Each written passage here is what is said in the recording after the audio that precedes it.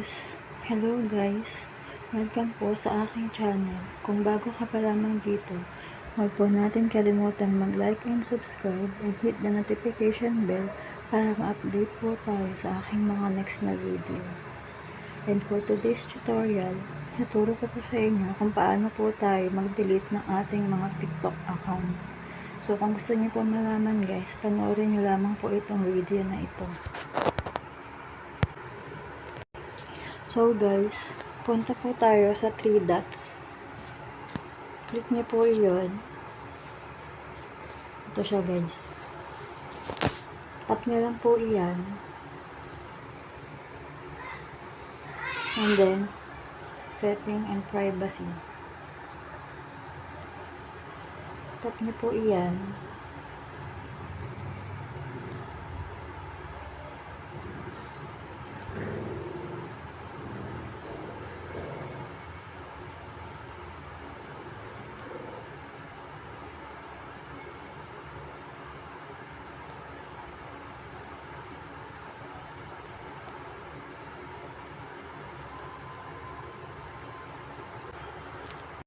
And then guys, tap niyo po yung manage account.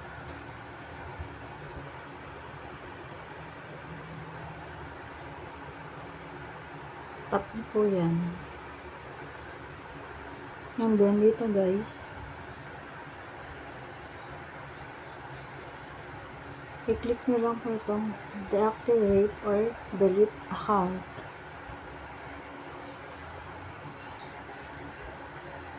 Tap niyo po yan guys.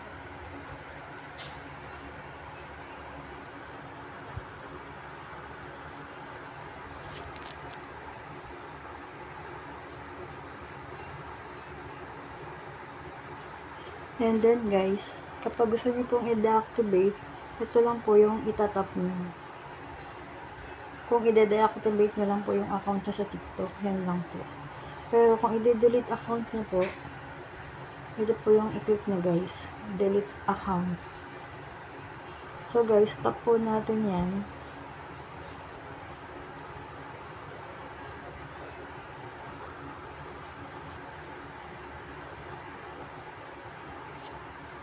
And then dito guys, pwede po kayong pumili dyan. Or pwede nyo po siyang skip.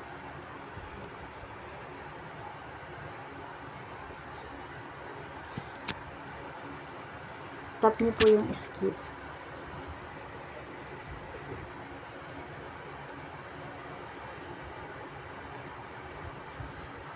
And then guys, basahin nyo po yung mga nakasulat dyan.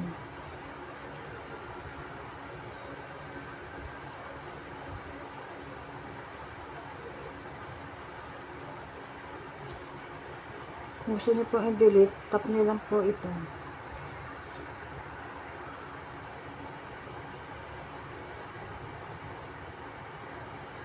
And then, continue.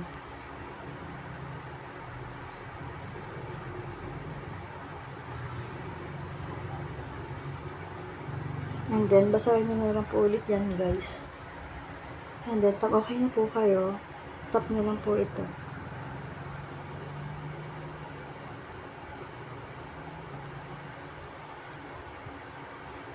And then, delete na po natin. Tap continue.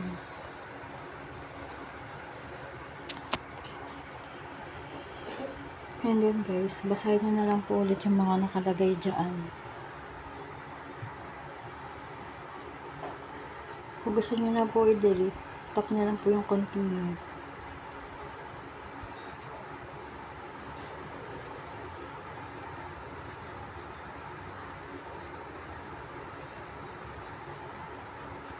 And then guys, hintayin nyo lang po yung code na i-send dito.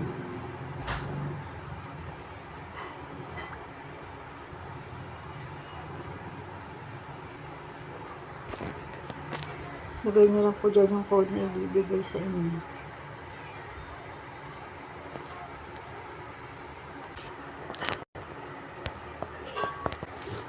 And then guys, yung nailagay na po natin yung code, ito na po yung lumabas. Tap nyo lang po yan guys kapag gusto nyo na po siyang i-delete.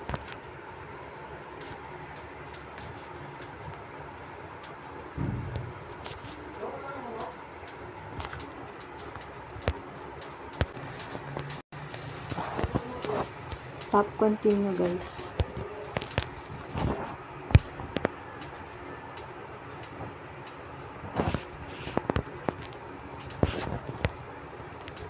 So guys, ayan na po siya yung lumabas. Delete na po natin yung ating TikTok account. Ayan na po yung nakalagay guys. So guys, deleted na po siya.